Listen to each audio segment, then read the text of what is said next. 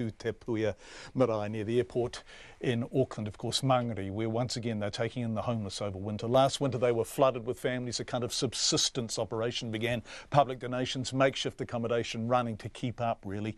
A year on, they opened their doors last week to an initial 25 family members, parents and children, and that's already full. But this winter they'll stop there for the time being. They'll ensure those people have the support they need, work with the government to make sure their benefit entitlements are being met, sort schooling and health needs, then work to arrange permanent accommodation before taking in the next 25.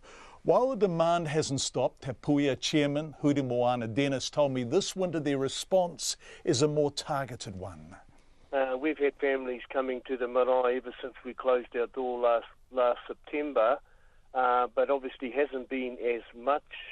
So it hasn't abated, if that's the word. In short, the demand hasn't stopped. 56 families last winter, a steady stream of families over summer, and now the doors are open again. The marae is full almost immediately. Smaller numbers this winter though, 25 at a time, with a view to getting families up and running and into more permanent accommodation before taking the next group in. And that speaks of another difference too.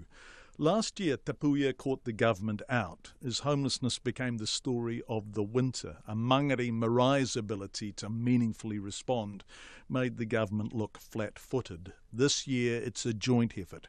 Social agencies are working closely with the marae. I'm not too sure how to put this, John, but there's just a lot more energy, a lot more empathy, a lot more urgency around, hey, come on, we need to get some stuff going.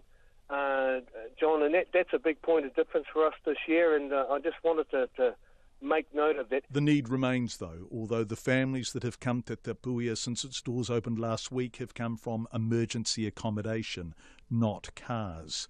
The taxpayer-funded motels and lodges that are a very expensive kind of limbo. Not homelessness, but costly, temporary, and often with inadequate facilities. Shelter, yes, but not a home. They need a home, John, without a doubt.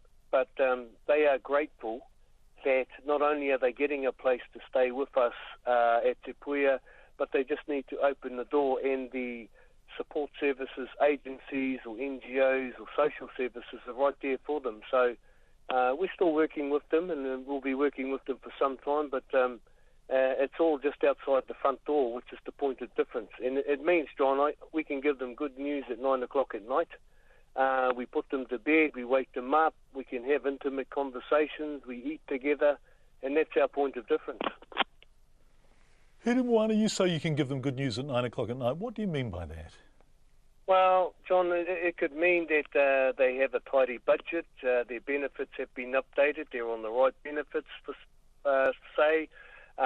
Agencies, support agencies who are working with our marae social services have committed to helping them through their care plan, whatever resources they need, John. So a year on, Te Puea is working with social agencies to provide a kind of wraparound service. And as for the families they took in last year, shocking the nation as they arrived in the cars and vans they'd been sleeping in, what's happened to them? Well, John, can I give you this example? I was sitting at Burger King about 3 months ago, not eating burgers, of course, but looking, sitting there waiting for our order, and I picked up the local rag, and on the front page, John, was a photo of one of our whānau from last year, Mum and Dad and 5. And, John, they had won the Auckland Council recycling competition, John.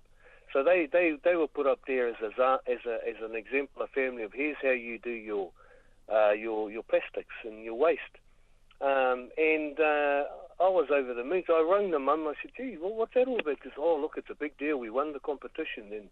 And they're still in their house, John. Mum and Dad have a job. The kids are warm back at school. One of the kids has got scholarships.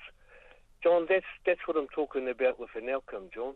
And I used the award, the Council Recycling Award, as an example of how these families have really replugged themselves into the community. And that has to be the best example you can give.